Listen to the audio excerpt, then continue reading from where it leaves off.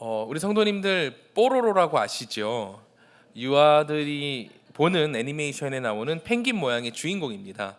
뽀로로가 얼마나 유명한지 사람들이 별명을 붙였는데 뽀통령입니다. 제가 고등학교 친구 그리고 그 가족들과 함께 식사를 했거든요. 거기 유치원 정도의 어린아이가 둘 있습니다. 이 두 어린이가 어른들 식사하는 자리에 꼈는데 얼마나 지겹고 힘들겠어요. 칭얼대고 들썩들썩대고 하다가 결국 이제 소리를 지를 지경까지 이르게 된 거예요. 그러자 제 친구가 한숨을 푹 쉬면서 아이패드를 하나 꺼내서 뭘 틀어주냐, 뽀로로를 틀어주는 거예요. 여러분, 뽀로로는 뽀통령이 맞았습니다. 그 온 집안에 있던 고통과 우환이 단번에 사라지더라고요. 덕분에 아주 쾌적하게 식사를 마쳤습니다. 적어도 부모님들한테는 뽀로로가 대통령이 맞더라고요. 온 가족의 화평을 가져다주는 이 뽀 선생님이 즐겨 부르는 주제곡이 또 따로 있습니다. 저는 아이도 없고 뽀로로를 보지도 않지만 이 주제곡의 첫 번째 문장이 저한테 굉장히 깊이 와닿더라고요. 가사가 뭐냐면은 노는 게 제일 좋아 친구들 모여라입니다. 네, 뽀로로가 2003년에 시작되고 22년이 지난 지금도 새 시즌을 준비하고 25년에도 계속해서 방영이 되는데 회차가 몇백 차가 넘어가지만 사실 내용 별거 없거든요. 이 가사대로 뽀로로 친구들 불러 모아놓고 노는 게 내용입니다. 주구장창 노는 게 그 내용이에요. 그런데 흥미로운 것은 이 노는 거, 뽀로로가 즐겨 노는 이 놀이가 매우 중요하다라고 주장하는 사람이 있습니다. 애들이나 노는 거고 시간 낭비라고 생각하는 그런 일반적인 시선에서 벗어나 가지고 놀이에 주목을 하고 그것으로 학문적인 논리를 발전시킨 사람이 있는데 그는 네덜란드의 역사학자이자 문화학자인 요한 하위징하라는 사람입니다. 그는 인간에 대해서 동명의 자신의 책에 이렇게 정의를 했어요. 호모 루덴스다. 인간은 노는 존재다라고 정의를 한 겁니다. 아이들이 놀이를 할 때 친구들과 함께 놀잖아요. 놀다 보면은 그 안에서 자연스럽게 규칙이 생기고 놀이의 일정한 형태와 양식이 생깁니다. 그렇게 하나씩 그리고 한 단계씩 발전을 시키면서 어떤 거는 쭉 가다 보면은 끝내 법률이 되고, 규칙이니까요. 법률이 되고, 어떤 것은 쭉 진행을 하다 보니까 예술이 되고, 어떤 것은 쭉 진행하다 보니까 정치가 되고, 이런 다양한 갈래로 발전을 한 게 인류의 문화 양식이라는 겁니다. 또 이 사람이 주장을 하는 게 무엇보다 인간의 문화와 일을 놀이의 관점에서 바라보는 것이 중요한 게, 놀이라는 것은 즐겁고 적극적이라는 면에서 문명 발전의 원동력이 된다고 보았기 때문입니다.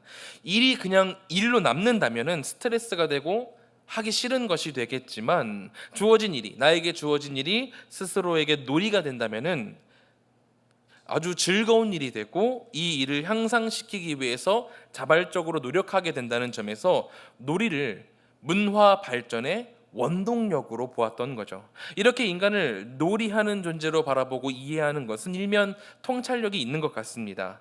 성공한 사람들을 보면은 일과 노는 것이 따로 분리되어 있지 않고 일하는 게 노는 거고 노는 게 일하는 게 되더라고요. 이렇게 그의 주장은 일면 통찰력이 있지만 이 주장이 1930년대의 책으로 발표가 되고 90년이 지난 지금 주류로 여겨지지는 못하는 것은 이 주장에 대한 반론거리가 너무나도 많기 때문입니다. 일리는 있지만 허술한 거죠. 영화 국제시장 다들 보셨는지 모르겠는데, 영화 국제시장을 보면은 우리 대한민국이 여러 가지 어려운 상황들을 맞닥뜨리면서 성장해온 그런 내용들을 담고 있습니다. 거기서 빼놓을 수 없는 게 우리네 아버지, 어머니의 헌신입니다. 영화의 배우 황정민 씨가 아버지로 나와가지고 독일에서 얼굴이 시커매져가면서 광부 일을 하고 베트남전에도 참전하고 그럽니다. 또 어머니 역할 맡은 그런 배우는 독일에서 간호사 일을 하면서 독일 자국민들도 꺼려하는 중증 환자를 다 씻기고 보호하고 고생을 하죠. 그리고 남편이 베트남전에 참전하고 있는 동안 가정을 책임지고 있는 그런 모습들이 묘사가 됩니다. 어느 누가 스스로 전쟁에 나가고 싶고 어느 누가 고된 일로 몸이 상하고 싶겠어요. 그러나 그 시대 우리 아버지, 어머니들은 인내하시면서 이 모든 것들을 참아내시고 나라를 일구어 오셨습니다. 인간은 놀이와 즐거움이라는 원동력만으로는 돌아가지 않는다라는 겁니다. 놀이하는 인간이라는 정의로는 해석할 수 없는 인간의 다양한 모습들이 너무나도 많다라는 거예요. 선교는 또 어떻습니까? 미국에서 엘리트로 멀쩡히 잘 살아가던 사람이 갑자기 아무도 가지 않는 땅으로 선교를 가고, 그 와중에 거기서 아내와 자식을 잃고 고생을 하고 그런 어려움을 겪으면서도 울면서 기도하며 뜻을 굽히지 않는 놀라운 모습을 보여요. 이런 분들 중 한 명이 제네럴 셔먼호를 타고 오신 한 조선 땅에 밟아가지고 조선 땅에 왔다가 내리는 순간 처형을 당해 죽임을 당한 토마스 선교사님이십니다. 비단 이런 토마스 선교사님뿐만이 아니라 이런 고생을 하신 선교사님들이 너무나도 많이 계십니다. 과연 이분들을 놀이하는 인간이라는 정의로 해석해낼 수 있겠냐라는 거죠. 세상 사람의 눈으로는 조금의 가치도 없고 일말의 가능성도 유추해낼 수 없는 그런 곳에 소망을 피우고 꿈꾸게 만드는 생명의 근원이 있다라는 거예요. 저는 오늘 그 생명의 근원에 대해서 함께 나누고 싶다는 거죠. 담임 목사님께서 몇 주 전에 설교를 해주셨지만 오늘 본문 에스겔서는 예루살렘과 성전이 멸망당하고 바벨론의 포로로 끌려간 유다 백성들에 대한 이야기입니다. 그들의 아픔이 얼마나 컸을까요? 우리가 가끔 TV에서 스스로 목숨을 끊은 사람들의 이야기를 듣곤 합니다. 그런데 그들 중에서 뭐 난다 긴다 하는 사람들도 많이 있잖아요. 유명한 연예인이나 정치인, 사업가가 스스로 목숨을 끊는 이야기, 그런 이야기들을 가끔 듣곤 합니다. 물론 그들 스스로는 망했다라고 생각을 하고 모든 것을 잃었다라고 생각을 했기에 그랬겠지만, 사실 그들보다 더 열악한 환경에서 살아가는 사람들이 얼마나 많아요. 아직 충분히 살아갈 수 있는데, 그런데도 목숨을 내놓는 것 보면은 우리 인간에게 있어서 자신을 평생에 걸쳐서 쌓아 올린 거, 그리고 그 탑이 무너진다는 게 얼마나 큰 두려움이고 좌절일까 하는 생각이 듭니다. 오늘 에스겔서에 나온 유다 백성들도 그랬을 거예요. 자신이 읽어온 모든 것들이 무너졌습니다.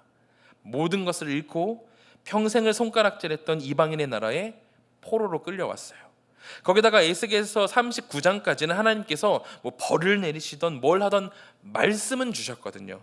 하지만 39절 이후로부터는 아예 응답조차 주지 않으십니다. 그렇게 하나님의 응답 없이 지내온 게, 그렇게 해외에서 포로로 하나님의 응답도 없이 지내온 게 장장 12년이에요. 에스겔과 유다 백성들은 성전이 멸망하고 포로로 끌려온 나라의 강가에 서가지고 멍하니 예루살렘 쪽을 바라보면서 12년을 살아온 겁니다. 그들의 삶이 얼마나 무너져 내렸을지 감도 오지 않아요. 그렇게 무너져 내린 그들의 삶은 완전히 메말라 버린 상태였을 겁니다. 여러분 뭐 TV나 아니면 직접으로나 가뭄으로 논밭 갈라진 것들을 많이 보셨을 겁니다. 메말라 버린 땅, 그 땅에서는 우리는 열매를 기대할 수 없습니다. 메마른 흙덩어리 집어서 힘 조금만 줘보세요.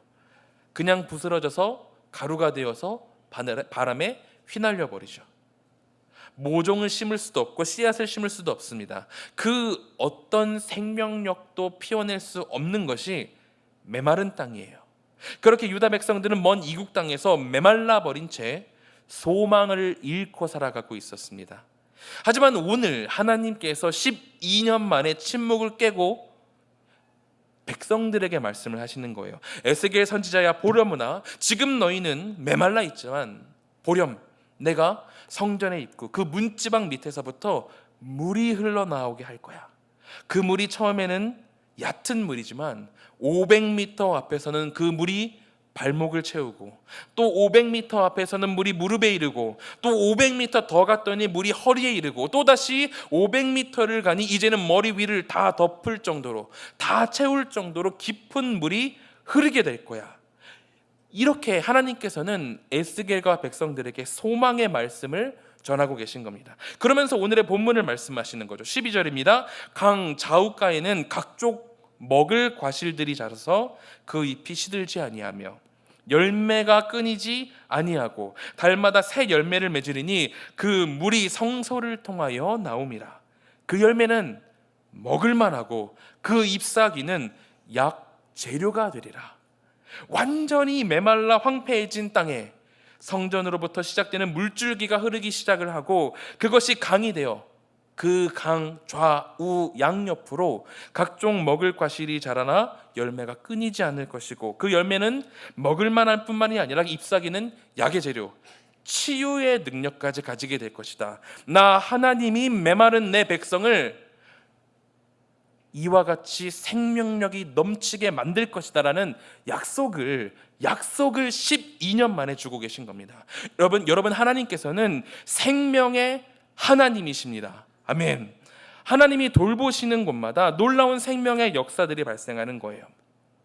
우리는 지난 시간들을 통해서 이것을 직접 목도하지 않았습니까? 성경에 나와 있는 수많은 신앙의 선배들이 그것을 위해서 목숨을 내놓았고 조선 땅에 내리자마자 목숨을 잃게 되었지만 그럼에도 품에 있던 성경책을 전하려고 했던 토마스 선교사님의 모습, 사무엘 모페 선교사님한테 돌이나 던지는 깡패였지만 주님께로 돌아와 목사가 되고 제주도로 선교를 떠난 한민족 첫 번째 선교자 이기풍 목사님, 그리고 우리 명문교회가 지난 시간 해외 선교를 위해서 보내신 선교사님의 땀과 노력이 이 모든 것들을 증거하고 있잖아요. 세상의 눈으로 봤을 때는 모두 비효율적이고 비생산적인 그런 짓거리이지만 하나님 안에서 그것은 소망이 되고 생명으로 이루어졌습니다. 하나님은 넘치는 생명으로 쓰러진 우리를 고개 들게 하고 미래를 바라보게 만드시며 소망을 가지게 하신다라는 겁니다. 어떤 상황에 부딪히더라도 생명력을 잃지 않고 내일을 향한 노래를 부르는 것이 우리 하나님의 자녀 성도인 것이죠. 하나님께서 생명력 넘치는 내일을 우리에게 주시겠다라고 이 성경책을 통해서 우리에게 약속해 주고 계시니까요. 그런데 문제는 우리가 한 가지 주의해야 될 것이 있다라는 거예요. 나는 옳은 방향으로 가고 있다라고 생각을 하고 방향을 잘 잡고 있다라고 생각을 하지만 우리는 인간이기에 약한 존재이기에 착각하고 난다라는 거예요. 하나님의 생명력은 소망을 가지고 넘치는 활력으로 현재의 상황을 뛰어넘게 나아가도록 만듭니다. 하지만 사무엘서에 보면은 사무엘서에서 열심히 기도하는 한나의 모습을 엘리 대제사장이 뭐라고 착각을 하죠? 술 취한 것으로 착각을 하잖아요. 그렇게 술 취한 것으로 착각했듯이 하나님의 일과 단면적으로는 비슷해 보이는 현상이 있어요. 넘치는 생명력으로 소망을 품고 열중하는 우리의 모습은 단면적으로는 아집이나 중독의 모습으로 비슷하게 보일 수는 있습니다. 그리고 나 스스로도 이것은 하나님의 일이다라고 생각은 하지만 착각하면서 아집에 머무르고 중독에 빠져 있을 수도 있습니다. 그렇기 때문에 우리에게 있어서 방향이라는 것은 매우 중요한데요.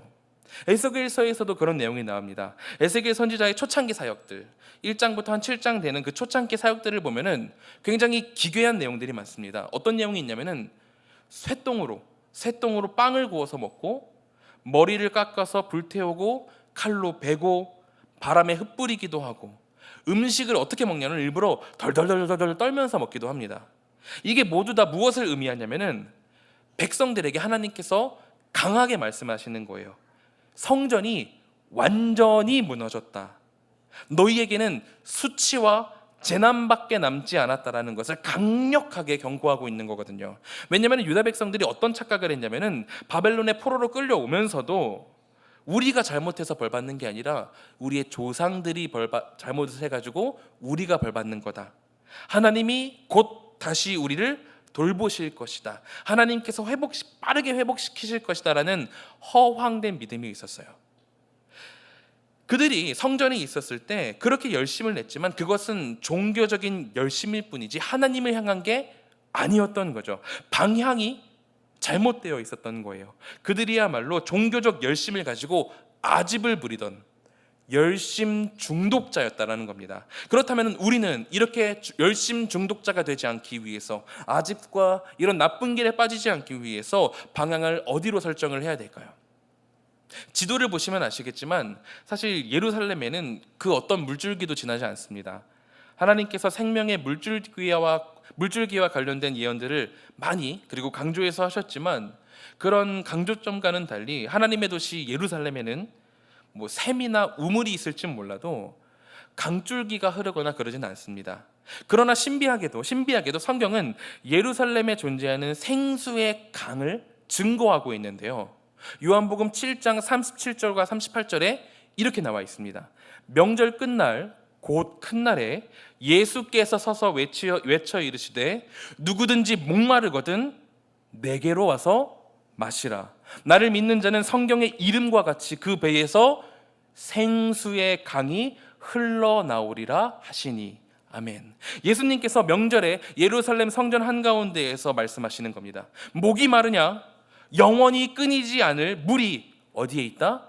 나에게 있다. 나 예수 그리스도를 믿는 자는 에스겔서의 이름과 같이 생수의 강이 흘러 넘치리라 라고 말씀을 하시는 겁니다. 구약에서 생명의 시작은 성전이었습니다. 그러나 이것은 맛보기에 불과했어요. 맛보기, 예고에 불과했습니다.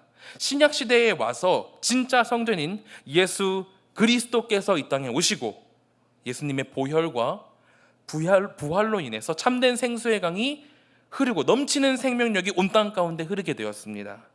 예수님께서 생명의 시작이 되시고 우리는 예수 그리스도를 믿음을 통해서 우리의 온 몸을 덮는 생수의 강을 충만히 경험하게 된다는 겁니다.